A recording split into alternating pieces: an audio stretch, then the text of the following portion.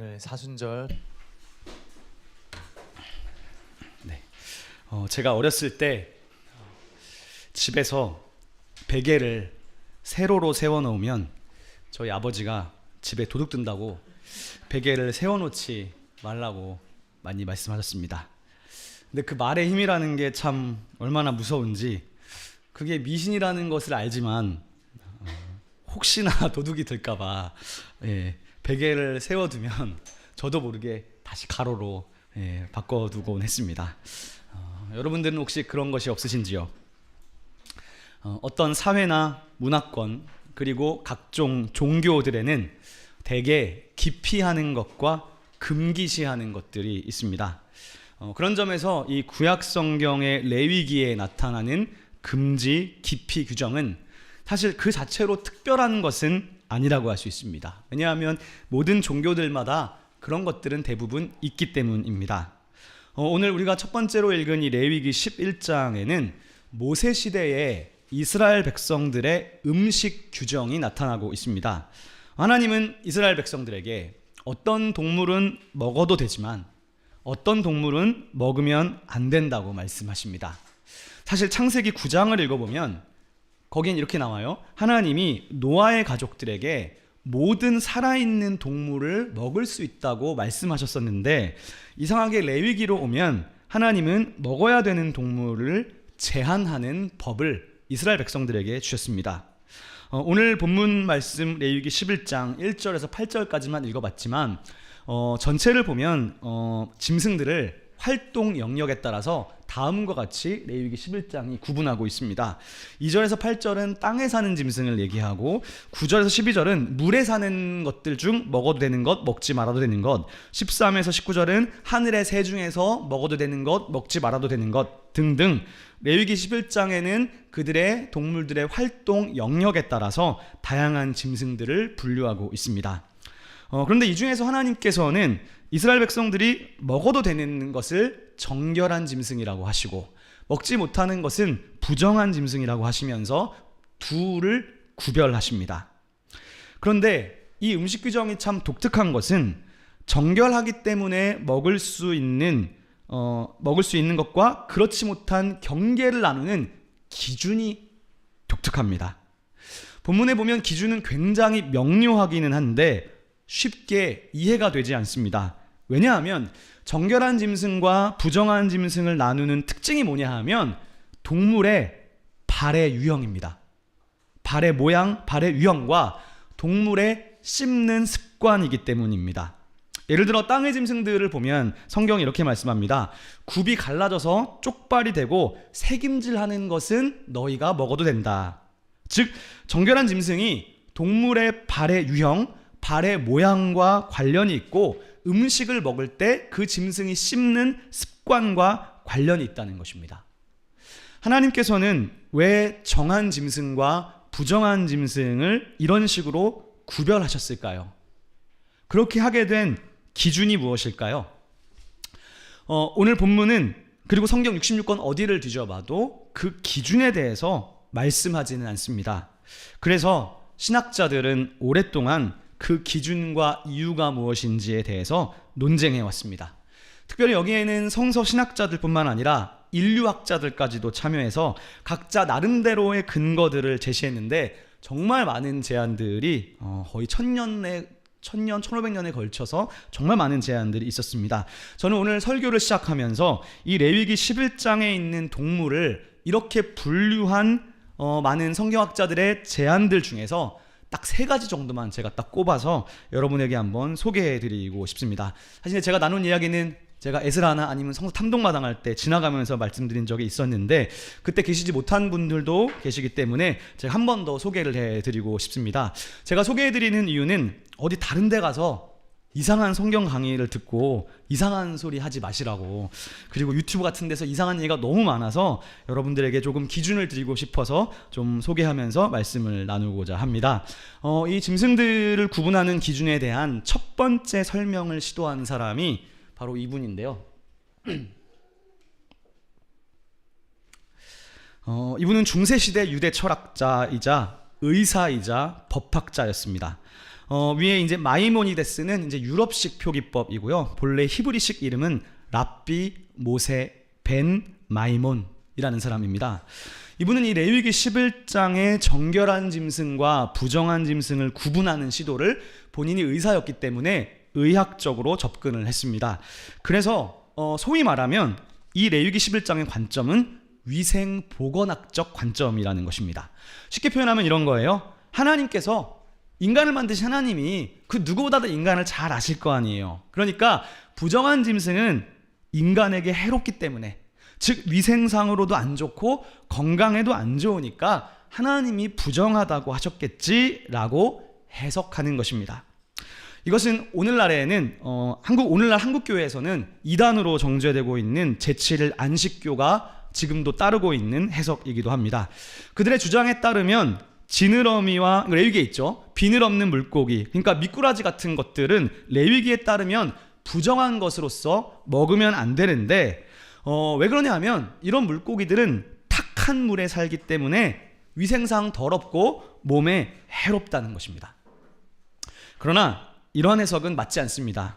왜냐하면 하나님께서 먹어도 된다고 허락하신 정결한 짐승 중에서도요, 현대 보건위생학적으로 볼 때는 건강에 좋지 않은 것이 포함되어 있기 때문입니다. 위생보건학적 해석을 지지하는 사람들은 하나님이 인간의 건강을 고려하여 주신 법이기 때문에 지금도 중요하고 지금도 먹으면 안 된다고 말합니다. 그러나 여기에는 심각한 신학적인 오류도 포함하고 있습니다. 왜냐하면 우리는 신약 성경까지를 정경으로 삼고 있는데 신약 성경에는 먹을 수 있는 것과 먹을 수 없는 것의 구분을 아예 폐기해버렸기 때문이죠. 마가복음 7장과 사도행전 10장 같은 본문을 보면 예수님과 사도들의 가르침이 나오는데 그 말씀들에 따르면 이 레위기의 이 본문을 문자적으로 있는 그대로 해석하는 것은 신학적으로도 맞지 않고 위험합니다. 제가 탕동마당 때도 말씀드렸던 것 같은데 제가 군대에 있을 때 제 동기였던 이제 친구가 군대에서 만난 동기가 있었는데 그 친구가 안식교 재단의 신학교인 삼육대학교 신학과에 다니는 친구였습니다. 그 친구와 이제 제 군대 있을 때 당연히 이제 20대였는데 그때 교회에서 이제 둘이 만나서 신학적인 논쟁을 많이 하곤 했는데 자기네들은 돼지고기도 절대 안 먹을 뿐만 아니라 레위기에서 규정하는 모든 것을 다 문자 그대로 지킨다고 저에게 이야기했습니다. 25년, 지금 거의 27, 8년이 지났는데 지금도 그 친구가 삼겹살을 안 먹을지는 모르겠습니다만 저는 사실 지금 생각해도 이해가 되지 않습니다. 왜냐하면 자기들이 유대교도 아니고 신구약 66권을 정경으로 하나님 말씀으로 믿고 동시에 스스로를 기독교라고 말하는 사람들이 구약을 좋아하는 저도 그렇게 생각하지 않는데 한편으로는 신약 성경의 말씀을 무시하는 건가 그런 의문이 사실 지금도 듭니다. 두 번째 제안은 상징적 해석인데요. 이런 것입니다. 하나님이 정결해서 먹어도 된다고 분류된 짐승들을 보면 그 짐승들을 보니까 대개 짐승의 성향들이 절제와 평화, 애호적인 특성을 지니고 있다는 거예요. 부정한 짐승들은 성경에서 부정하다고 규정된 짐승들은 보통 탐식과 잔인성을 특징으로 한다는 것입니다. 예를 들면 독수리는 먹으면 안 되는데 독수리들은 육식성으로서 양 같은 연약한 짐승을 덮친다는 거예요. 그렇기 때문에 정결한 음식과 부정한 음식은 폭력과 악덕이 기준이라는 것입니다. 그래서 인간도 그렇게 폭력적인 짐승들처럼 살면 안 되기 때문에 먹으면 안 된다는 것입니다. 그러나 이렇게 해석하는 것도 무언가 꺼림칙하고 또 본문의 지지를 잘 받지 못하는 것 같습니다. 세 번째 제안은 현대학자인데요. 이분은 신학자가 아닙니다. 이분은 영국의 옥스퍼드 대학의 인류학자인 메리 더글라스라는 분입니다. 이분의 제안은 많은 성경학자들에 의해서 정말 통찰력이 있다고 폭넓게 수용된 해석입니다. 여기서 제가 자세히 나눌 수는 없지만 간단히 말하면 이 더글라스의 주장은 이렇습니다. 정결한 동물은 자연과 자연 질서에 맞는 동물이고 부정한 짐승은 자연 질서에 어긋난다는 것입니다. 예를 들면 이렇게 말해요. 그녀는 새 중에서 공중과 수중을 넘나드는 것은 부정한 것이라고 봤어요. 새는 공중에 날아다니는 것인데 하나님이 부여하신 창조 질서를 벗어나 본래의 질서 영역을 넘어서서 물로 가는 것은 부정하다고 해석을 본 것입니다. 제가 이렇게만 단순하게 말씀드리면 잘 납득이 안 되실 수도 있지만 이 더글라스의 책 전체를 읽어보면 굉장한 통찰력이 있습니다. 그래서 이 메리 더글라스의 이론은 많은 사람들의 지지와 반응을 얻어서 인류학자들뿐만 아니라 신학자들도 이 더글라스 해석을 많이 받아들였습니다. 그러나 더글라스의 해석도 레위기 11장 전체를 완벽하게 뚫어내기는 쉽지가 않고 또 더글라스도 많은 학자들의 반론과 비판을 받았습니다. 그러니까 오늘까지 그 어떤 학자도 레위기의 11장을 완벽하게 해석하는 신학자는 없습니다. 정말 정하고 먹어도 되는 동물은 위생적으로 보건학적으로 더 나은 것일까요? 돼지고기보다 소고기를 먹으면 우리 몸이 더 건강해지는 것일까요? 아니면 종교적으로 돼지보다 소가 더 신성한 의미가 있는 것일까요? 성경은 그 이유를 말씀하지는 않습니다. 우리는 그것이 분류된 기준은 알 수가 없지만 그러나 아마도 이 안에는 어떤 의미가 들어있을 것입니다. 오늘 그 의미를 여러분과 조금 나눠보고 싶습니다. 에덴 동산에서 아담과 하와는 하나님과 직접 대화하며 소통을 했습니다. 근데 그들이 하나님의 말씀을 거역한 이후부터 하나님과 인간의 소통이 바뀌기 시작해요. 에덴 동산 밖에서부터는 제사와 예배를 통해서 하나님과의 소통이 이루어지기 시작합니다. 그래서 창세기 4장으로 가는 순간 가인과 아벨은 하나님께 제사를 드리기 시작하죠. 3장까지는 그런 얘기가 안 나왔거든요. 그리고 에노스 시대로 가면 여호와의 이름을 부르며 제단을 쌓았다고 하고 아브라함까지 오면 제단을 쌓았다는 얘기가 또 나타납니다. 근데 사실 여러분 이 얘기는 이스라엘 백성뿐만 아니라 고대 세계에서 가장 일반적인 제의 형태가 장소를 구별해 놓고 거기다가 제단을 쌓고 동물의 피로 드리는 희생제사였습니다. 이런 방식은 이스라엘에만 있었던 것은 아니라는 거죠. 그런데 이 레위기 말씀에 따르면 동물의 제물이 불에 타고 연기가 피어오를 때 성경이 이렇게 말하고 있어요. 하나님이 그 연기의 향기를 흠향하시고 인간의 제사에 기쁘게 응답하신다고 합니다. 그러니까 구약시대의 제사는 하나님과 인간의 소통이었습니다. 근데 레위기를 잘 공부해보면 뭘 알 수 있냐면요, 이스라엘은 수많은 동물들 중에서 정결하다고 여겨진 것 양하고 소만을 구별해서 하나님께 드렸습니다. 이게 무슨 의미일까요? 가만히 생각해보면 우리 모두가 유추할 수 있어요. 고대 사회에서 가축의 고기는 매우 귀했습니다.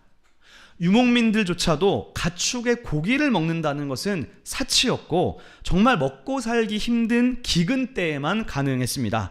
그만큼 가축이라는 것은요, 자신의 재산 중에서도 가장 귀한 것이었죠. 그러니까 이렇게 생각할 수 있어요. 이스라엘 백성들은 자기의 소유 중에서 가장 귀한 것으로 하나님 밥상을 차려드린 거예요. 하나님이 그걸 연기를 흠양하셨다고 하니까. 그런데 레위기를 보면 하나님의 음식, 하나님의 밥상은요, 번제 같은 경우는 다 태우기도 하지만 대부분의 나머지 제사들, 대부분의 다른 제사들은요, 제사를 드리고 나서 그 제사를 드린 사람들이 함께 나누어서 먹었습니다. 대표적인 것이 화목제사죠. 그러니까 여러분, 고대 사회에서는 언제 고기를 먹습니까? 제사 때만 먹을 수 있는 거예요. 그런 관점에서 볼 때 굽이 갈라져 쪽발이 되고 새김질하는 정결한 동물을 하나님께 제사로 드려야 되는데 사실 그것은요, 이렇게 생각하는 거죠. 이 귀한 고기를 하나님께 드리라는 말이 아니라 엄밀히 말하면 하나님의 밥상을 우리가 받는 것입니다. 즉 하나님께 드려진 하나님의 밥상을 인간이 나누어 먹는다는 것은 거룩한 하나님의 밥상에 하나님이 이스라엘을 초대하신 것이죠. 즉 하나님의 식탁으로의 초대입니다. 마치 하나님께서 이스라엘 백성들에게 얘들아, 내 밥상에서 함께 하나님의 음식을 나누면서 교제하자라는 의미와 같은 것입니다. 그런 점에서 하나님을 예배한다는 것은 곧 우리가 하나님과 같은 식탁에 둘러앉아 하나님과 즐겁게 교제하는 것입니다. 그런데 이 레위기에서 정결한 짐승으로 제물로 바쳐지는 것 중에서요, 가장 많이 언급되는 동물이 바로 소입니다. 소. 이 소가 정결한 짐승으로 분류되는데, 여러분 우리가 아시는 것처럼 소는요, 경제적으로도 매우 유용한 가축이었어요. 소는 젖을 짜서 우유로 치즈를 만들어서 음식을 사람들에게 제공하기도 하지만, 기본적으로 소는 뭡니까? 소는요, 고대로부터 경작과 생산을 위한 노동력의 근원이었어요. 그러니까 소가 수레를 끌잖아요. 수레를 끌고 타작마당을 밟습니다. 그리고 소의 결의소의 쟁기질은 넓은 지역을 경작할 수 있도록 돕는 거였죠. 그래서 인간의 수확량을 증대시켜주는 요인이었습니다. 근데 이 정결한 짐승의 또 하나의 특징이 뭐냐 하면, 이 모세오경에 보니까 사람이나 짐승 중에서 여러분 처음 난 것은 모두 하나님께 바치라고 말씀하죠. 그러니까 만약에 내가 맏아들을 낳으면 이 아들을 어떻게 해야 돼요? 하나님께 바치는 거예요. 구약성경의 율법입니다. 근데 하나님께 바치면 어떻게 됩니까? 인신제사잖아요. 사람을 죽여야 되는 거잖아요. 그렇기 때문에 사람을 죽이는 거는 이교도들이 하는 것이지, 율법에서는 엄격히 인신제사를 금지했기 때문에 맏아들을 낳으면 어떻게 하느냐? 사람 대신 뭘 바치느냐? 정결한 짐승 중에서 소를 바쳤다는 거예요. 여기서 바로 대속이라는 말이 나옵니다. 그리고 더 나아가서 나귀 같은 경우는, 나귀는 부정한 짐승에 속합니다. 그런데 만약에 나귀가요, 내가 키우는 나귀가, 우리 집 나귀가 첫 새끼를 낳았어요. 그러면 나귀 같은 부정한 동물은 하나님께 바칠 수가 없어요. 그래서 나귀가 첫 새끼를 낳았을 때도 그 나귀의 첫 새끼 부정한 동물을 대신해서 정결한 짐승으로서의 소나 양이 희생 제물이 됩니다.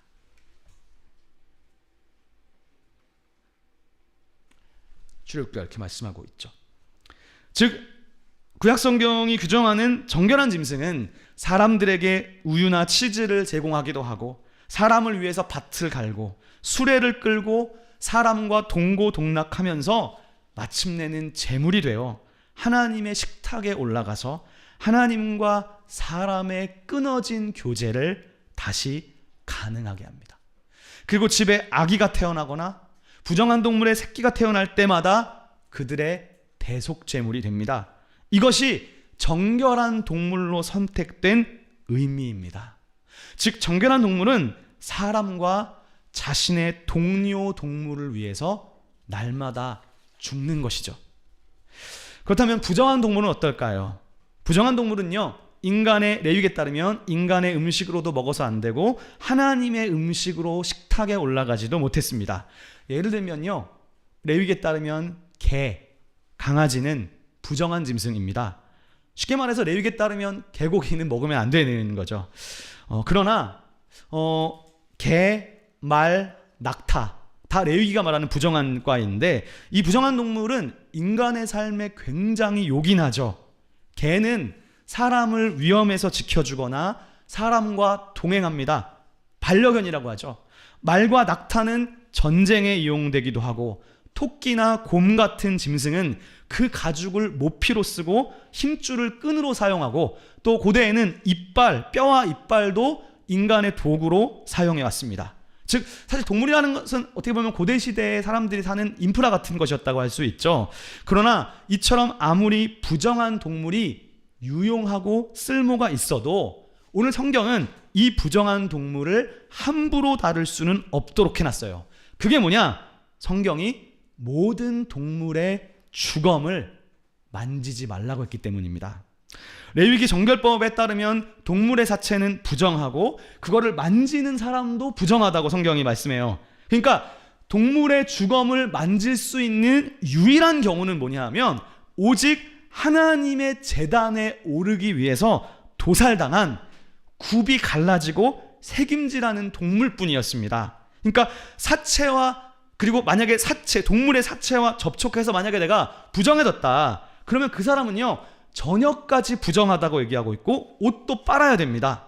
그리고 정결한 상태가 될 때까지 성소에 들어갈 수도 없고 다른 사람들과 거리두기를 해야 됩니다. 접촉해서도 안 됩니다.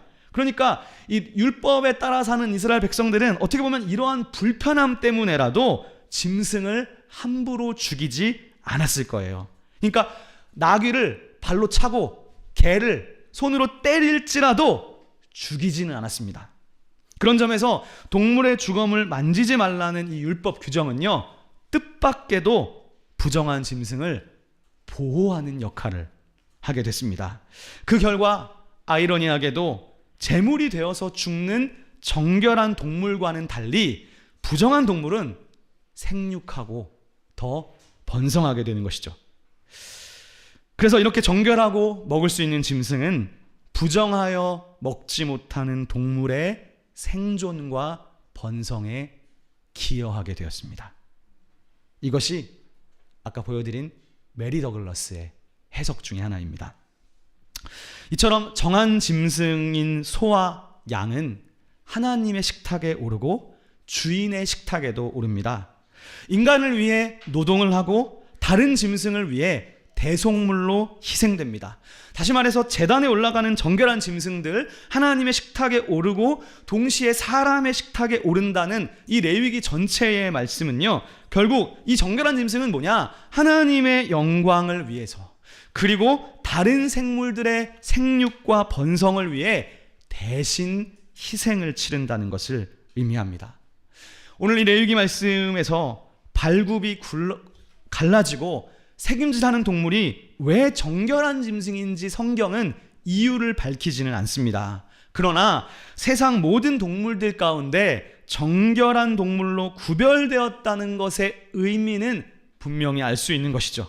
정결한 동물은 자신의 몸을 기꺼이 제물로 내주어서 하나님의 식탁에 올라 부정한 동물의 대속물이 되어서 그들의 생육과 번성에 기여합니다. 그리고 이러한 정결한 짐승이 다른 부정한 것들을 대신하여 희생됨으로써 정결한 짐승은 하나님과 인간의 교제를 다시 가능하게 합니다. 여러분, 이러한 레위기의 제사와 정결의 의미는 구약에 그치지 않습니다. 신약 성경은 이 레위기의 정결한 제물의 의미가 거기에만 있지 않다고 말씀하죠. 특별히 히브리서를 읽어보면 그것을, 이 정결한 짐승을 우리 주님 예수 그리스도께 적용을 합니다. 이런 말씀이 있는데요,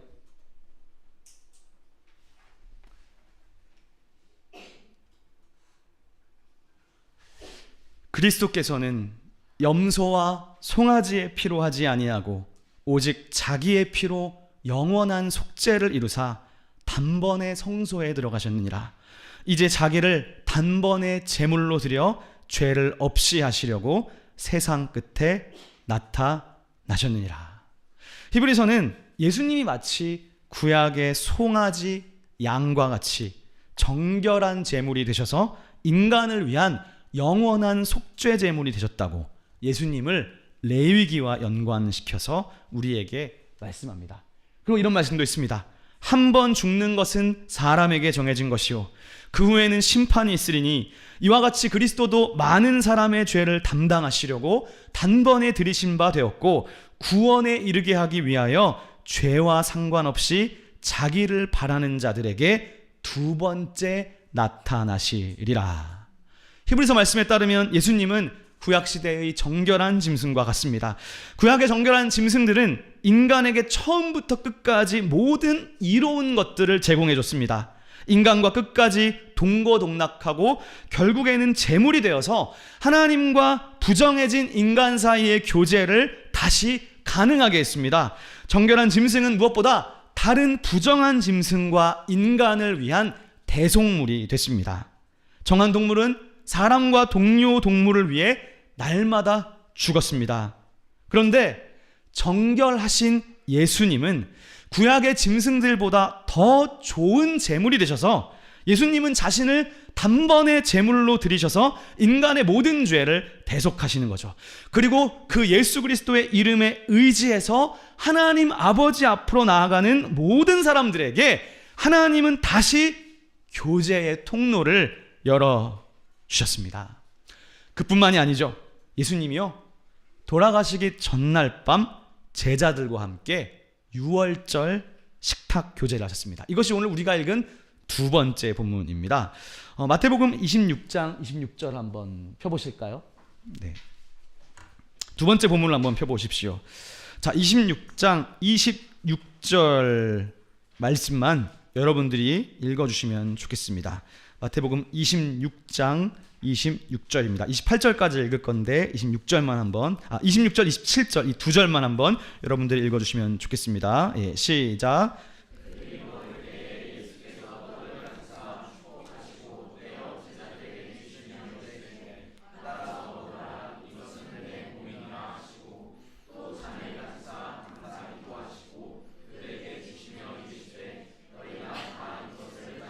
이것은 죄사함을 얻게 하려고 많은 사람을 위하여 흘리는 바 나의 피 곧 언약의 피니라. 예수님은 12제자들과 마지막 성만찬을 하시면서 딱 이렇게 말씀하시죠. 이 떡이 나의 몸이라는 것입니다. 그리고 포도주를 나누시면서 이 포도주는 나의 피라고 말씀하십니다. 구약시대의 하나님은 하나님께 드려진 정결한 제물, 하나님의 밥상으로 백성들을 초대하셨었습니다. 그런 것처럼 오늘 예수님께서는 제자들을 당신의 식탁 밥상으로 초대하셨습니다. 그리고 구약시대에 그 드려진 제물을 함께 먹으면서 하나님과 동료 성도들과 교제했던 것처럼 예수님은 제자들과의 성만찬을 통해 하나님과의 교제를 회복하고 제자들과 교제하십니다. 그런데 그것은 바로 예수님의 살과 예수 그리스도의 피를 함께 마시면서 가능합니다. 모든 막힌 담을 예수 그리스도께서 허물어 주시는 것이죠. 즉 우리 모두는 예수님을 통해 하나님과의 관계가 다시 가능해진 것입니다. 하나님을 예배한다는 것은요, 곧 하나님과 같은 식탁에 둘러앉아서 하나님과 즐거이, 그리고 함께하는 공동체와 즐거이 교제하는 것이죠. 마태복음 9장 10절에 보면 이런 말씀이 있어요. 예수께서 마태의 집에 앉아 음식을 잡수실 때에 많은 세리와 죄인들이 와서 예수와 그의 제자들과 함께 앉았더니, 예수님은 죄인들과 세리와 창녀들과 함께 식사를 하셨습니다. 이 모습은 진정한 하나님의 식탁 교제였던 것이죠. 죄인들에게 찾아가셔서 그들과 함께 성찬을 나누셨습니다. 그런 점에서 예배는 무엇이냐? 예배는 죄인된 나를 하나님께서 거룩하다고 기꺼이 받아주시면서 교제하는 시간입니다. 우리는 이것을 은혜로 값없이 받았지만 이것은 결코 값싼 은혜는 아닙니다. 내가 한 것이 아무것도 없다고 이게 값싼 것은 아닙니다. 우리가 이렇게 하나님을 예배하는 것이 결코 값싼 은혜가 아닙니다. 정결한 짐승이 모두를 위해 희생하고 죽었듯이 예수님께서 우리와 하나님과의 관계를 다시 열어주시기 위해 우리의 모든 죄를 담당하고 죽으셨기 때문에 오늘 우리가 이 자리에 와서 다시 하나님을 예배할 수 있는 것이죠. 하나님을 예배하는 이 시간을 여러분 결코 값싼 것으로 여기지 마시기를 바랍니다. 이 예배에서 우리가요 기뻐할 수 있고 즐거워할 수 있고 때로는 눈물로 간구할 수 있고 찬양할 수 있고 성도 간의 교제를 할 수 있고 물론 내가 오고 싶지 않을 때 안 올 수도 있지만 이것을 가볍게 여기거나 값싼 것으로 여기는 사람이 이 자리에 있지 않기를 바랍니다. 하나님을 예배하는 시간, 주님의 말씀을 듣고 말씀을 나누는데 이 성경 말씀을 값싼 그냥 인간의 책으로 여기는 사람, 성도 간의 교제, 목장 모임, 수많은 교회 모임을 값싼 것으로 만들어버리는 사람, 내 옆에 지체, 형제 자매를 가볍게 여겨서 함부로 대하는 사람들이 이 교회에 있지 않아야 할 것입니다. 우리 교회가 작은 교회라고, 이 교회가 지하에 있다고 우리가 예배하는 하나님은 결코 값싼 분이 아니십니다. 그리고 하나님께서 우리를 무겁게 여기셔서 자신의 아들까지 내어주시고 구원하신 내 옆에 형제 자매를 위해서도 죽으셨기에 나만 소중한 존재가 아니라 내 옆에 지체들도 값비싼 존재입니다. 주님이 목숨까지 내어주셔서 대신 죽으신 성도이기 때문이죠. 그런데 왜 이 땅에 많은 교회가 자기 교회를 값싸게 여기고 성도들을 값싸게 여깁니까? 왜 성도 간의 교제를 값싼 것으로 만들어버립니까? 왜 하나님 예배하기를 싸구려로 만들어버리는 것입니까? 예수님은 십자가 고난과 죽으심을 통해 우리에게 값없이 선물로 주셨습니다. 값없이 얻은 은혜이지만 값싼 은혜가 아님을, 이 은혜를 값싼 은혜로 만들어버리지 않기를 우리 주님의 이름으로 부탁드립니다. 주님은 이처럼 제자들과의 마지막 식사를 하시면서 자기 몸을 나누시면서 함께 식사하십니다. 부정해진 인간을 위해 정결하신 주님께서 당신의 몸을 우리에게 내어주신 것입니다.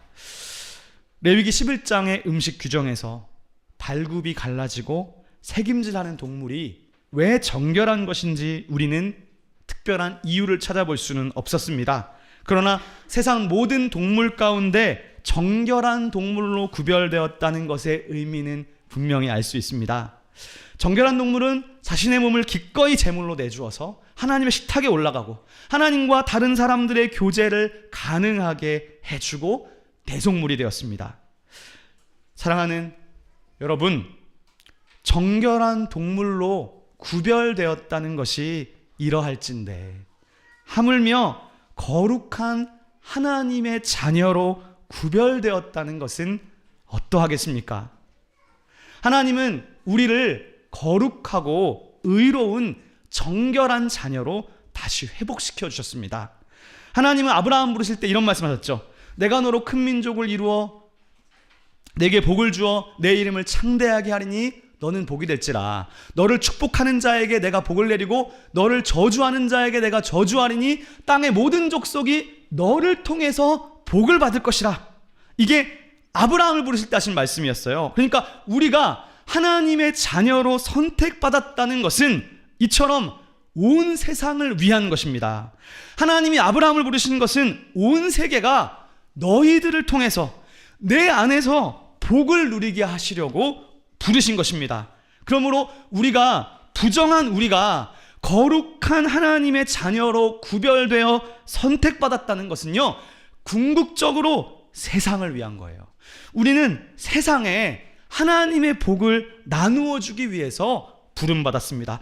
복받아서 그 복으로 우리만 잘 먹고 잘 사는 것이 아닙니다. 그래서 마지막으로 바울이 이렇게 말씀하시는 거죠. 그러므로 형제들아, 내가 하나님의 모든 자비하심으로 너희를 권하노니 너희 몸을 하나님이 기뻐하시는 거룩한 정결한 제물로 너희 자신을 드려라. 이는 너희가 드릴 영적 예배니라. 너희는 이 세대를 본받지 말고 오직 마음을 새롭게 함으로 변화를 받아 하나님의 선하시고 기뻐하시고 온전하신 뜻이 무엇인지 분별하도록 하라. 사랑하는 여러분, 말씀을 마무리하고자 합니다.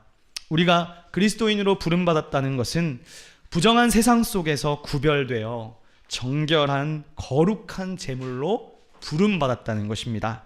거룩하게 구별된 삶을 산다는 것, 이것은 하나님의 백성, 하나님의 자녀된 자의 특권입니다.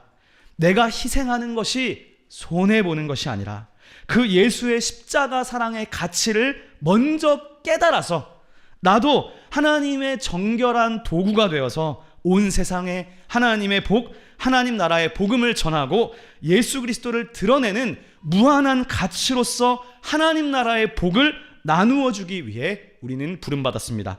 이것은 주님께서 오직 주님을 따르는 제자들에게만 주신 특권입니다. 그러므로 여러분, 우리 시온의 교회가 하나님이 기뻐하시는 거룩한 산제물이 되어서 교회와 온 세상에 복을 나누어 주는 정결한 짐승, 정결한 제물의 역할을 감당하는 교회가 되기를, 그리고 이 특권을 여러분 모두가 누리실 수 있기를 우리 주님의 이름으로 축원합니다. 기도하겠습니다. 거룩하시고 은혜로우신 아버지 하나님, 주님께서는 온 세계를 위해 더 좋은 제물이 되셔서 우리를 죄로부터 구원하시고 특별히 우리를 구별되어 주님의 제자들로 삼아 주셨습니다. 우리도 예수 그리스도를 닮아 거룩한 산 제물이 되어 이제부터는 온 세상을 위해 하나님의 복을 드러내고 전하는 믿음의 사람들이 될 수 있도록 인도하여 주옵소서. 예수님의 이름으로 기도드리옵나이다. 아멘. 여호와는 내게 복을 주시고 너를 지키시기를 원하며 여호와는 그 얼굴을 내게 비추사 은혜 베푸시기를 원하며 여호와는 그 얼굴을 내게로 향하여 드사 평강 주시기를 원하노라. 아멘.